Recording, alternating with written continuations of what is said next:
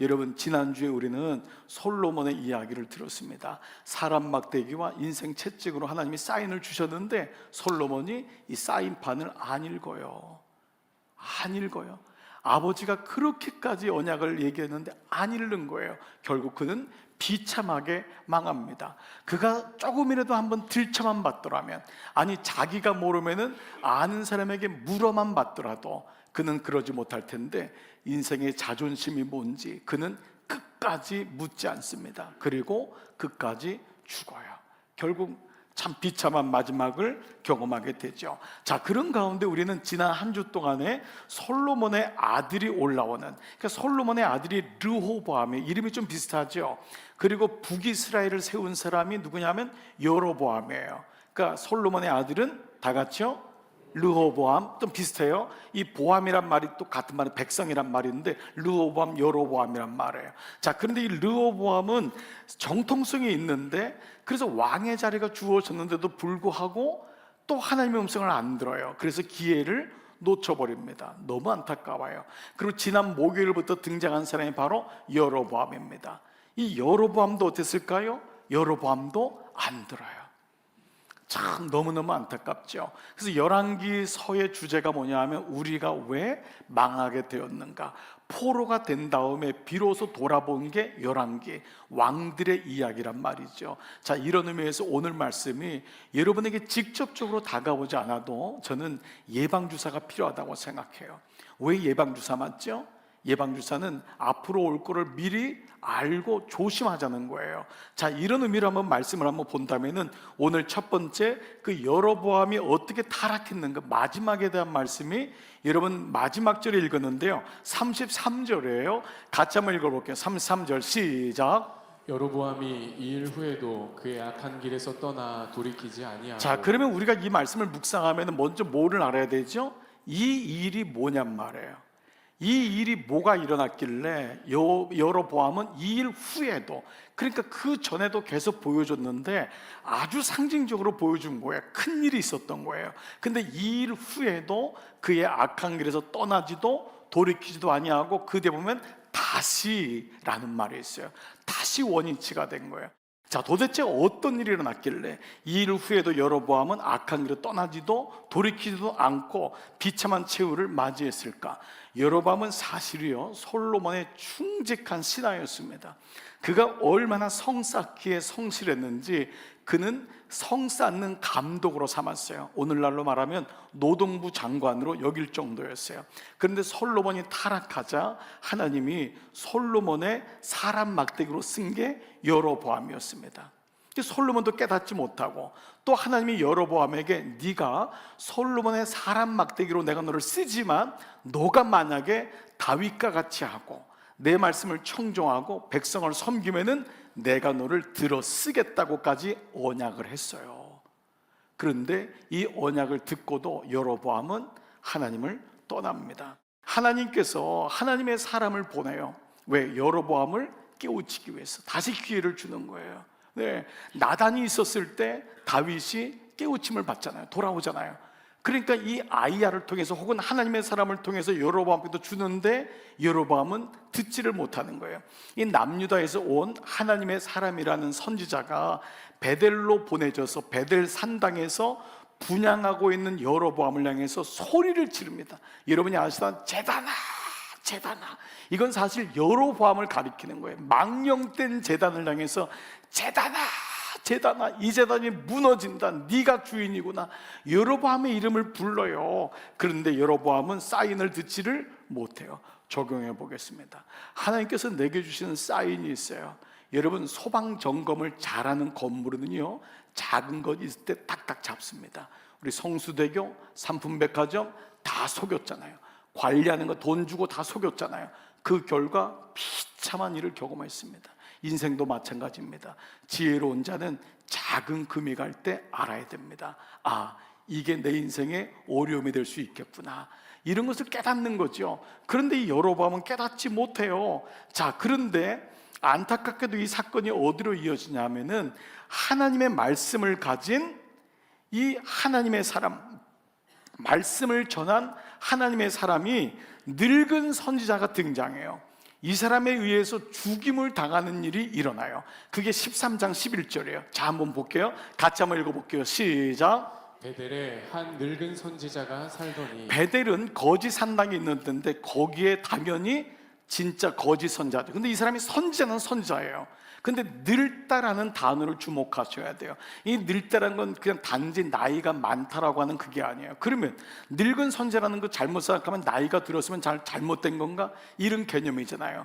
이 개념은 물론 나이가 들었다고 하는 개념이 있지만은 열왕기서나 사무엘서를 흐르고 있는 구속사적인 의미에서의 늙다라고 하는 건 메타포예요. 은유예요. 뭐냐면 옛 언약이에요.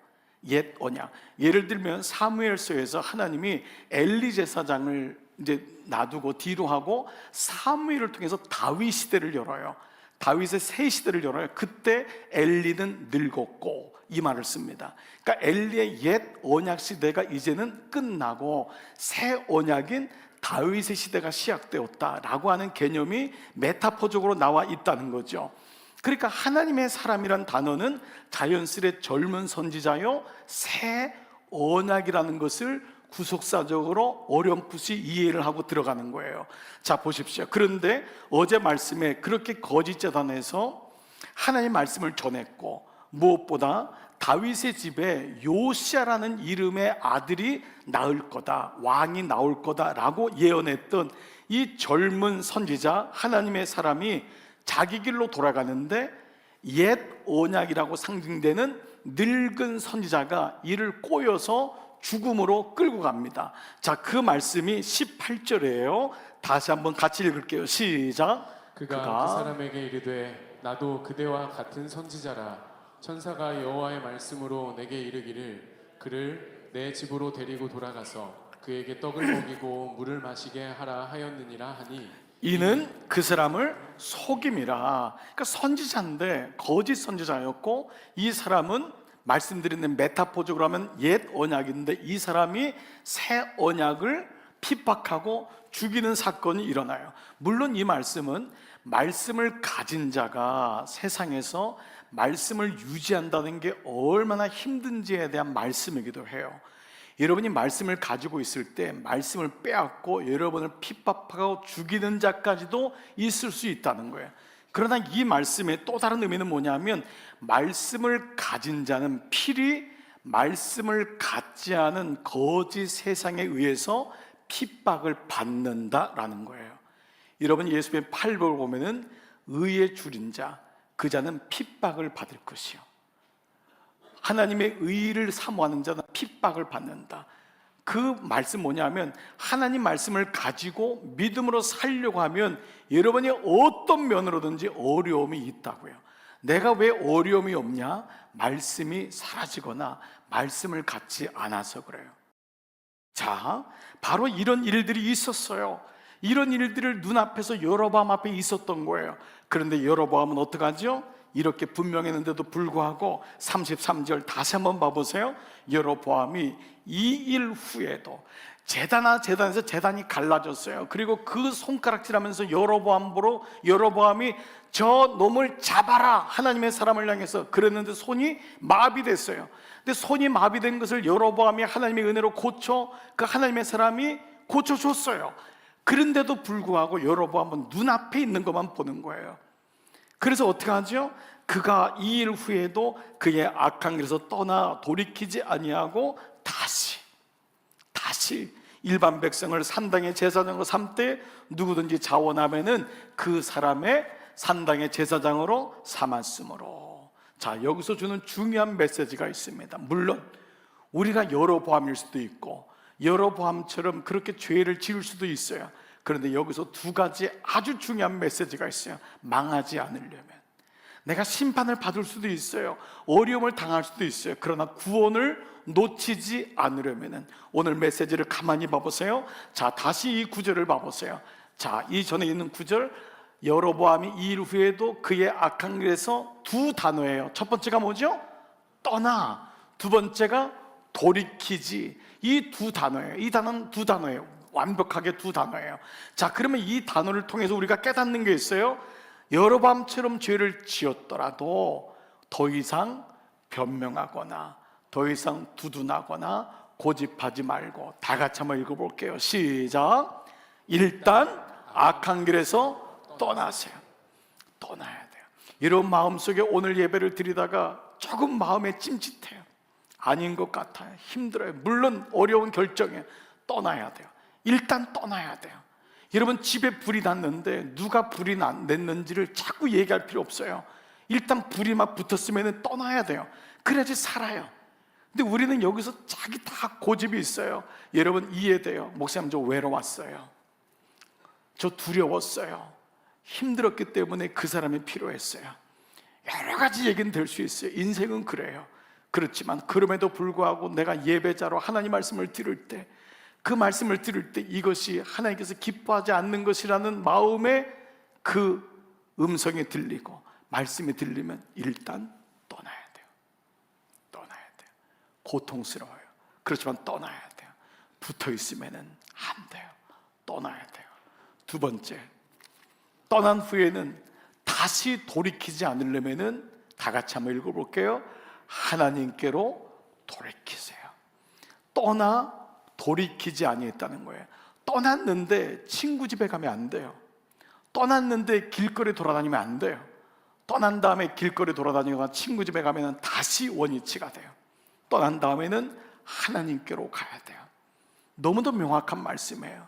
이 말씀이 사실 우리에게 주는 굉장히 중요한 교훈이 많습니다. 죄는 생물이라 그랬어요. 굉장히 끈질깁니다. 한번 잡으면 놓치지 않습니다. 여러분을 하나님이 사랑하는 것만큼 죄는 여러분을 붙들고 구원을 이루지 못하게끔 마지막까지라도 여러분을 붙잡는 게 죄입니다. 여러분 중에 어떤 경우일지라도 오늘 이 여러분의 말씀을 통해 한번 깨달아 보셔야 돼요.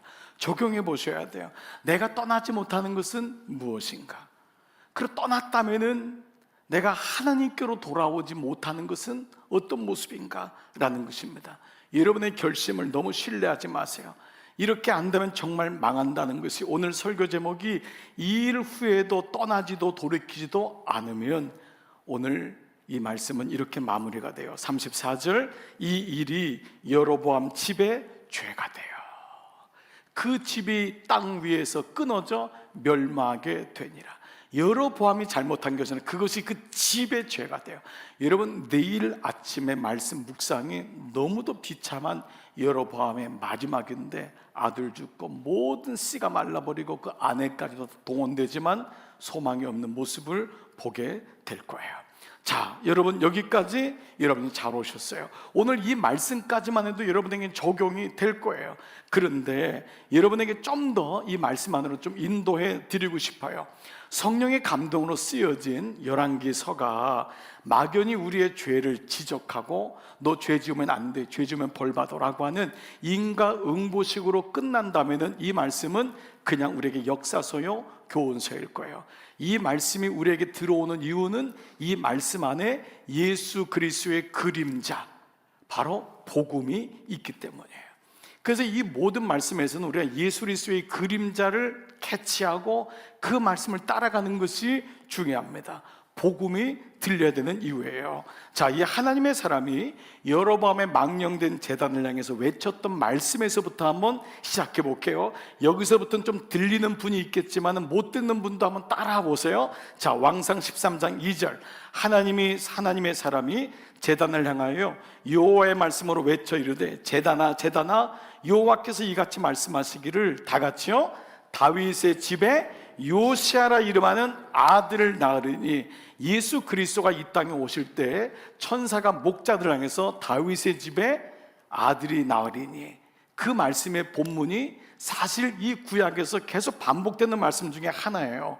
그래서 다윗의 집에 요시아라고 하는 이름이, 그러니까 다윗의 집안이니까 왕이죠. 왕 가운데 요시아가 나올 건데, 그가 너 위에, 여로보암 너 위에 분향하는 산당 제사장을 내 위에서 제물로 바칠 거다.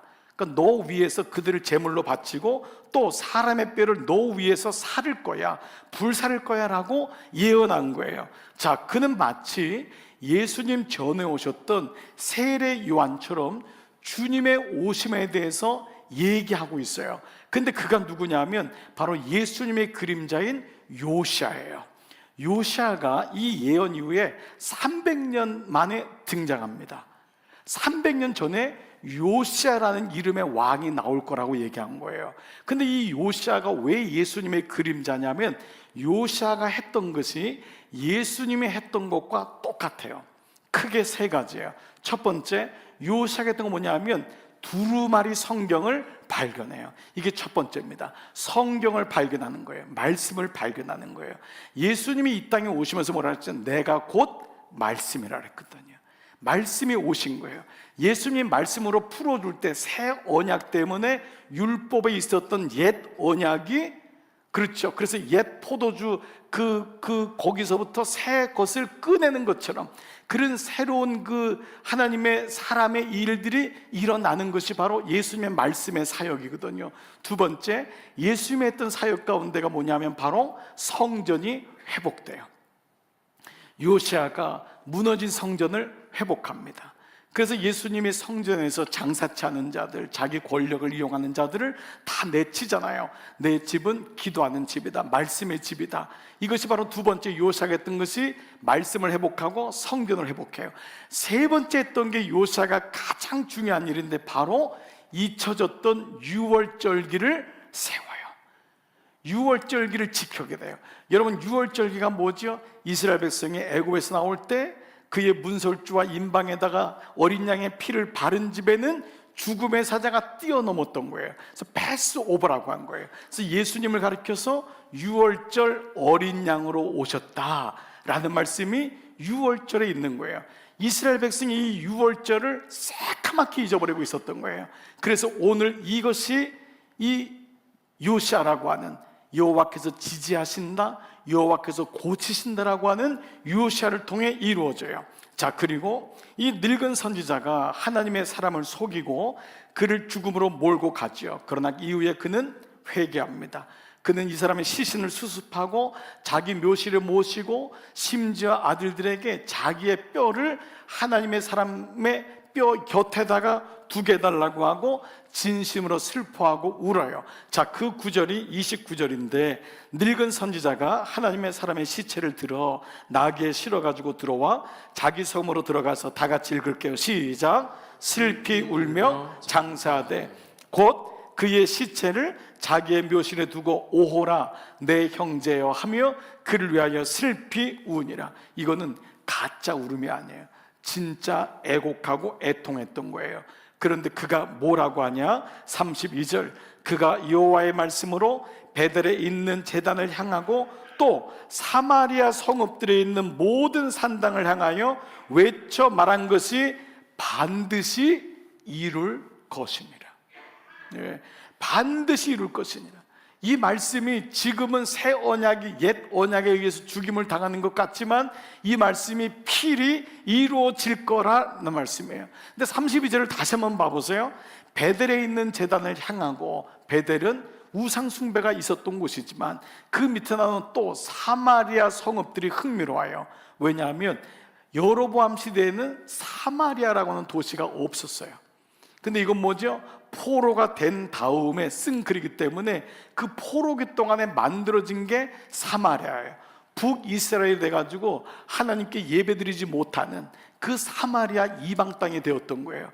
여러분, 이 말씀은 사도행전 1장 8절에 이 말씀 기억하세요. 오직 성령이 너에게 임하시면 너희가 권능을 받고 예루살렘과 유대와 어디요? 사마리아와 땅끝까지 이르러, 즉 복음이 이방 땅까지도 퍼져갈 것에 대해서 꼭 이 말씀이 이루리라. 그 말씀을 연상하게 하는 거예요. 자, 여러분, 말씀을 제가 한번 정리해 볼게요. 여러분, 제가 한번 여러분께 여쭤볼게요. 여러분, 제가 오늘 후반부에 했던 이 말씀이 들리세요? 이 말씀이 들리세요? 역사서가 아니고 교훈서가 아니고 이 말씀이 어떻게 우리에게 복음으로 들려지는지가 들리세요? 마치 구약과 신약을 잇는 구약의 마지막 선지자인 세례 요한에 의해서 새 언약으로 오실 예수 그리스도가 계시된 것 같이, 무엇보다 세례 요한의 그 메시지가 뭐였냐면 회개하라, 천국이 가까워졌느니라. 우리에게 다시금 기회를 주는 거예요. 교회만 나오면 안 된다. 모태 신앙이라고 신앙 있는 걸 속으면 안 된다. 말씀 안다고 생각하면 안 된다. 너에게 복음이 있냐? 말씀이 들리느냐? 옛 언약으로 믿는 그리스도인들이 너무도 많아요. 그냥 예수 믿으면서 요행으로 믿고 운이 좋고 하나님이 도와주셨나 봐. 그러나 말씀을 보면 하나도 모릅니다. 말씀이 그의 인생을 끌고 가질 않아요. 방언도 하고 예언도 하고 어디 가서 뭐 신통하다는 얘기를 듣는 그리스도인인데 그에게 말씀이 없어요. 말씀이 없으면 결국 우리는 옛 언약에 멈추게 돼요. 새 언약이 와도 새 언약을 핍박하고 죽이는 역할을 하는 것이 우리 모습이에요. 교회가 말씀으로 새로워진다는 것은 그 말씀이 내게 들려야 되는 거예요. 그 말씀이 내 삶을 끌고 가야 되는 거예요. 이것은 성경 통독을 몇 번 하라 이런 정도의 어떤 훈련이나 어떤 이런 정도의 모습이 아닌 거예요. 나는 말씀이 내 안에 들리고 그 말씀이 날마다 나를 끌고 가고 있고, 나와 부부, 아내와 남편 가운데 말씀이 있고 자녀에게 말씀이 있는가. 자녀들 중에 교회 다니는 분이 있을 거예요. 정말 감사해요. 그러나 여기까지서 멈추면 안 돼요. 그 아이에게 말씀이 있는지를 보셔야 돼요. 왜 마음속에 근심이 있죠? 여러분, 뭐 어떤 분이 저한테 와서 얘기해요. 목사님, 이 아이가 직장도 잘 나가고요, 연봉도 많이 받고요. 제가 물어보고 싶은 굴뚝 같은 마음이 있어요. 그 아이에게 말씀이 있냐고. 효자지만 말씀이 없어요. 돈도 잘 벌지만 말씀이 없어요. 우리 모두 마찬가지인 거예요.